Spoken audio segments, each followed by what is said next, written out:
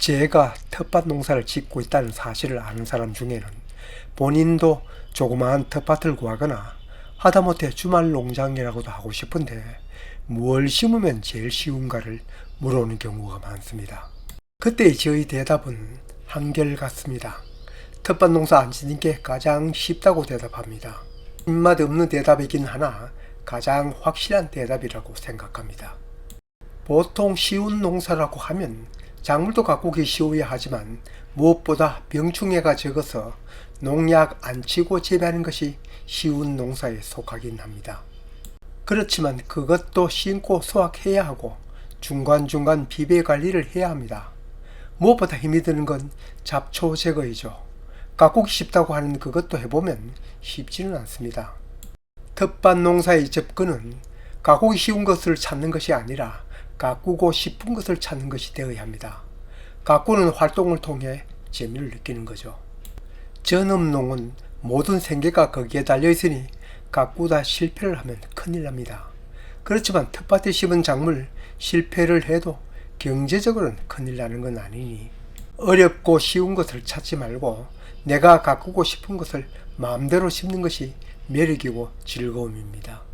내가 가꾸고 싶은 것 중에서 이왕이면 몸에 좋은 것이면 일석이조입니다. 대부분 텃밭농 하시는 분은 저처럼 일선에서 은퇴하여 제 인생을 사는 분들입니다. 이분들에게 건강과 장수, 즉 무병장수는 가장 큰 과제이고 희망입니다. 이 영상에서 얘기하려는 땅두릅 재배는 정말 가꾸기도 쉽고 건강에도 좋고 거기다 맛까지 좋은 야생 산나물입니다. 밭에다 심을 수도 있지만 밭둑 같은 곳에 심으면 유유지를 활용할 수도 있고 또 워낙 뿌리가 단단하게 박히니 밭둑 무너짐도 막을 수 있습니다. 거기에다 1년에 한두 번씩은 예초를 해줘야 하는 밭둑을 그럴 필요가 없이 해주니 일석오조입니다. 땅두릅은 나무에 나는 참두릅과 맛이 비슷하여 붙여진 이름인데 향이 강한 것을 찾는 요즘에는 엄나무와 함께 인기 있는 산나물입니다.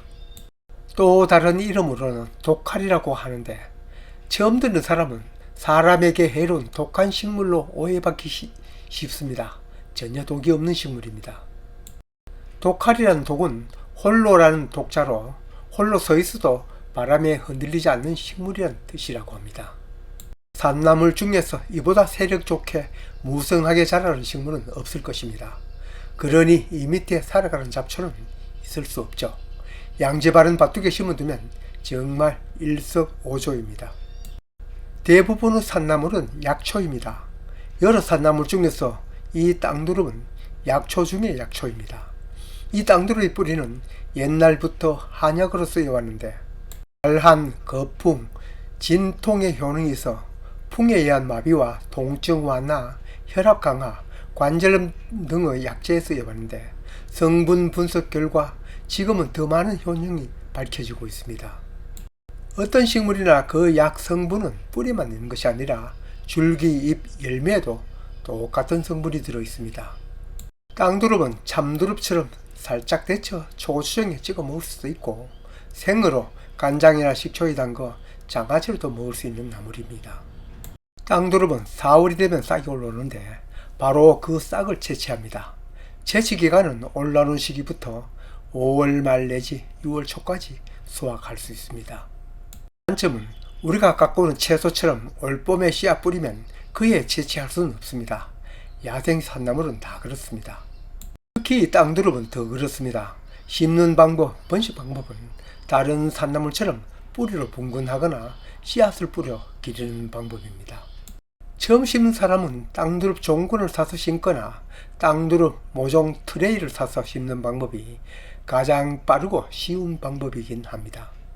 이 중 땅두릅 종근을 구해다 심는 것이 가장 일찍 수확할 수 있는 방법인데 재배한 땅두릅 한 포기를 캐면 뿌리 내두에 여러 개의 촉이 붙어 있습니다.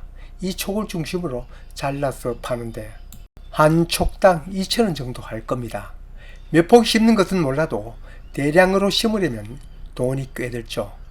여기에 비하면 땅두릅 모종은 포기당 가격은 더 싸게 드나 수확할 때까지는 1년 더 길어집니다. 그런데 이 모종 구입하나 내가 씨앗 뿌리나 똑같습니다. 왜냐? 이 모종 내년 여름 되어 구할 수 있는데 내가 원래 씨앗을 뿌리면 봄이면 똑같은 걸 얻을 수 있으니까요. 굳이 내년 기다려 모종 비싼 값에 구입하나 올가을에 씨앗 채취하여 내가 뿌리나 똑같습니다. 땅두릅 모종 109 한 판에 4만여 원 정도, 조금 더 큰 화분에 든 것은 훨씬 더 비싸고요. 거기에 비해서 올가을 내가 빈터에 뿌려두면 발품만 한다면 한 푼도 들지 않습니다. 땅두릅은 여름에 꽃이 피고 가을에 씨앗을 맺습니다. 지금 여기 보이는 것이 땅두릅 씨앗입니다. 한 송에 여러 개의 방울 같은 것이 달리고 그 방울에는 또 좁쌀보다 조금 더 큰 까만 구슬이 많이 맺혀 있습니다. 이 작은 까만 구슬 껍질을 벗기면 하얀 씨앗이 여러 개 또 들어있습니다. 그러니 한 송이만 채취해도 여러 포기의 땅두릅 모종을 얻을 수 있습니다.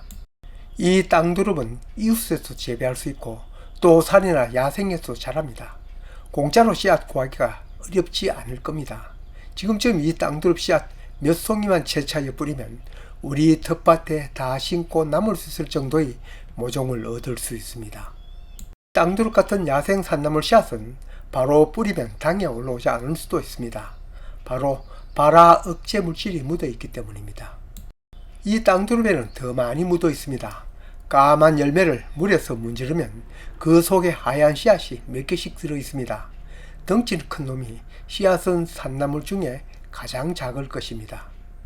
껍질을 문지르면 기름 같은 것이 묻어 있는데 일단 손으로 비벼서 껍질을 분해하고 흐르는 물이나 수도가에서 검붉은 물이 나오지 않을 때까지 우려냅니다. 퐁퐁 같은 것을 넣어 문지르다 헹구어내면 더 쉽긴 합니다.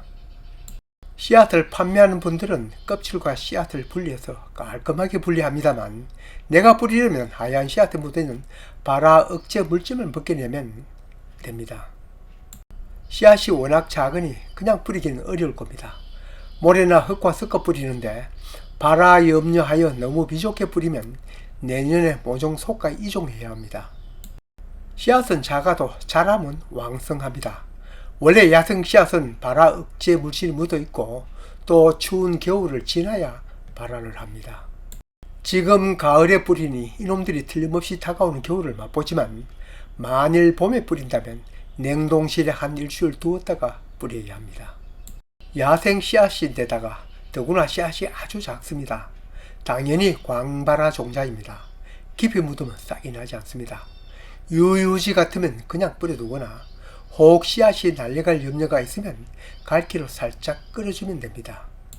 밭두기나 유유지 같으면 씨앗이 발화하고 자랄 때까지 어린 모종 때만 근처 잡초 뽑아주면 사람이 왕성하니 그 이후는 잡초 걱정 없습니다. 아무데나 잘 자라기 때문에 근처 언덕이나 유유지에도 뿌려둡니다. 응달에도 자라긴 하나 양달에 더 잘 자랍니다. 빈자리에 뿌려두면 비벼관리 안 해도 이렇게 자랍니다.